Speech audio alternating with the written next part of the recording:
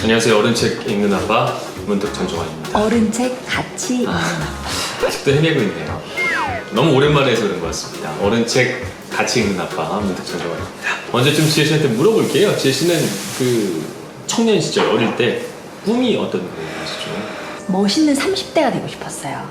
직업은 아나운서. 아나운서. 네. 어릴 때부터. 네. 저는 어릴 때 꿈이 기자였거든요. 중학교 정도 때부터 기자를 꼭 하고 싶다 이런 생각을 했었어요. 이루셨나요? 뭐 나름 이뤘다고도 볼 수 있고. 네. 근데 지금 취업 준비를 하는 20대들의 꿈을 물어봤더니 10명 중 4명이 공무원이다. 뭐 이런 얘기를 합니다. 그래서 기성세대들은 좀 비판을 하는 사람들도 있죠. 왜 다들 안정적인 공무원만 하려고 하냐? 우리 때는 뭐 과학자를 꿈꿨고 세계로 나가는 무역인을 꿈꿨고 이런 얘기들도 기성세대들은 많이 합니다. 그래서 이 책은 제목이 90년생이 온답니다. 제목 많이 들어봤어요. 네, 서점에서 꽤 인기 있었고요. 네. 임흥택 씨라고 12년 동안 CJ에서 심사원들 교육하는 역할을 하시던 분이고, 근데 지혜 씨는 지금 주변에서 90년생 볼 네. 일이 좀 있나요? 있어요. 저 확실히 다르긴 다른 것 같아요. 뭔가 다르긴 합니다. 근데 네. 뭐가 다른지를 네. 이 책에서 설명을 해주고 세대 간의 간극을 이해해 볼 수 있을 것 같습니다. 네. 이 책은 그렇게 얘기를 합니다. 왜 이렇게 공무원 준비를 열심히 하나 그걸 하면서 단순히 그거를 요즘 애들 이래가 아니라 그 세대별로 좀 분석을 해놨어요. 70년대생들의 특징, 80년대, 90년대 분석을 했는데 80년대는 2008년에 글로벌 금융위기를 겪었습니다. 사실 이때가 이제 지혜 씨나 저나 네, 막 회사에 들어갔어요. 사회생활 시작할 네. 때 이때는 70년대보다는 이제 경력을 함께 뽑는, 그러니까 공채만으로 온전히 사람을 뽑지 않는 그런 시대가 서서히 좀 변해가는 시대였고, 이때 글로벌 금융위기를 겪으면서 IMF 때 일시적인 구조조정이 있었다면 이때부터는 상시적으로 언제나 내가 구조조정을 당할 수 있다는 두려움을 갖고 살기 시작하는 네. 세대입니다. 그래서 40대 이후부터는 이제 정말 은퇴와 퇴직 이후를 준비해야 된다는 그렇죠. 공감대가 있었죠. 네, 그런 세대입니다. 네. 그래서 90년대 세대는 이런 80년대생들을 보고 자란 거예요. 그 80년대생 딱 예를 들자면 제 친구의 삶을 말해보자면 새벽 5시에 일어나서 대기업에 출근을 합니다. 하루 종일 일을 하고 밤 9시, 10시에 퇴근을 해요. 그럼 그때 집에는 1살 된 아이가 있습니다. 집에 와서 청소를 하고 육아를 하고 빨래를 하고 자면 12시, 1시에요.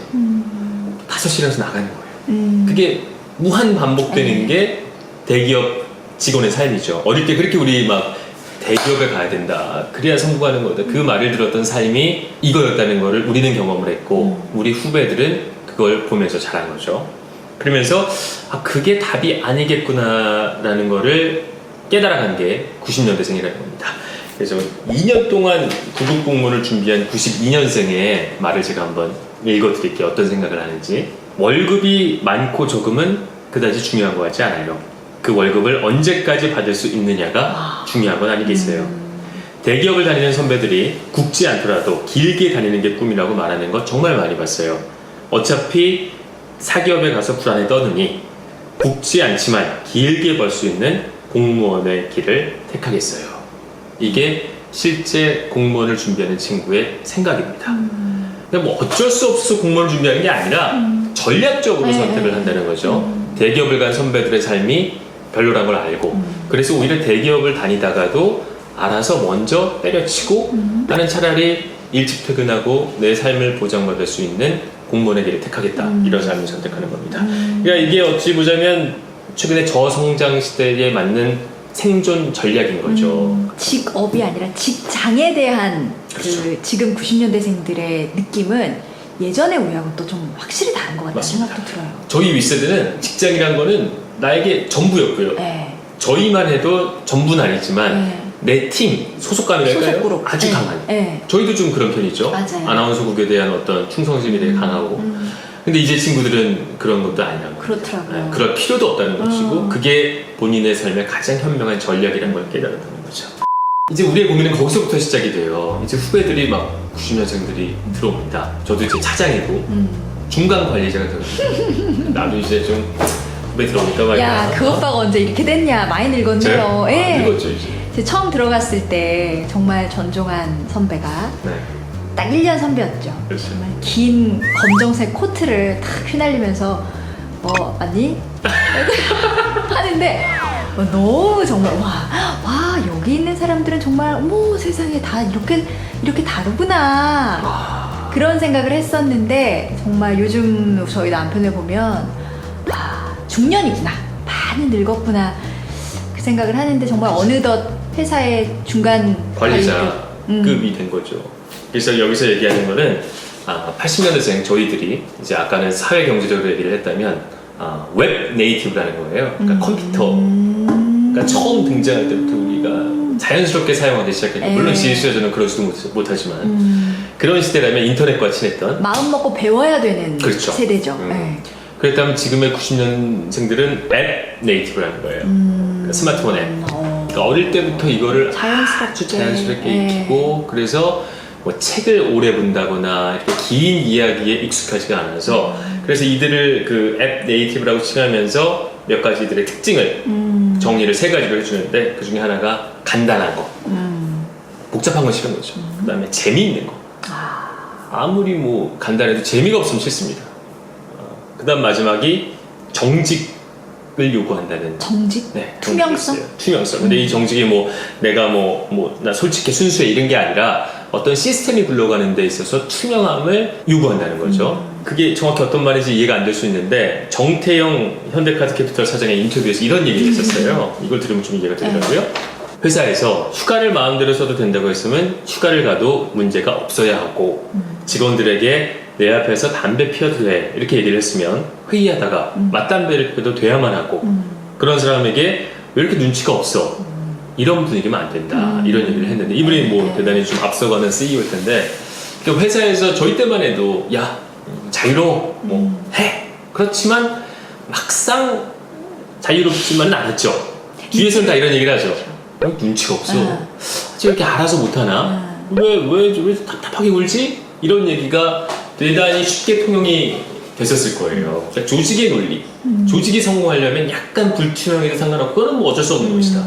군대에서 막 군기를 위해서 인권은 좀 무시당할 수밖에 없다. 이런 것과 비슷한 논리가 우리 사회 전반적으로 있었는데 지금 90년대생들은 그거를 엄청 못 견딘다는 겁니다. 저도 놀란 게 MBC면 그래도 꽤나 좀 자유롭고 민주적이고 좀 이런 문화인데도 불구하고 이번 신입사원들 중에 이런 불만의 목소리가 있다는 얘기를 들었어요. 선배들이 뭐 MBC 다시 뭐 열심히 해보자 우리 뭐 다시 할 수 있어 이렇게 얘기를 하면서 실제로 그렇게 말하는 선배들이 근무 시간 동안 최선을 다해서 일을 하는 모습을 보지 못했고 그래서 회사에 염증을 느낀다 이런 얘기를 하더군요.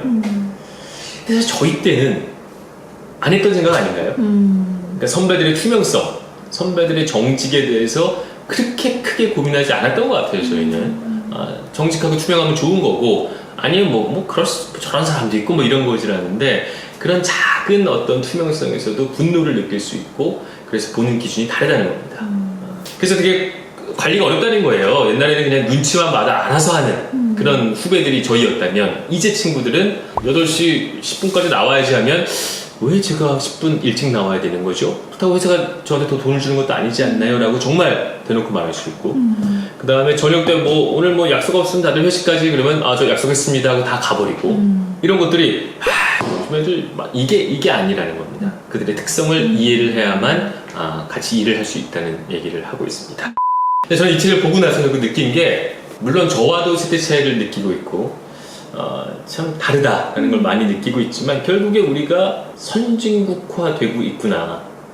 이 세대의 등장으로 인해서 우리의 후진성, 조직 혹은 전체의 성공을 위해서라면 개인의 희생을 당연시 해야만 했던 그리고 우리도 암묵적으로 그 승리를 해왔던 저희의 어린 시절 이거를 지나서 이제 개인의 권리가 중요시 되고 개인의 행복이 중요시 되고 그러면서 회사 안에서는 받는 만큼 정직하게 일하는 사회.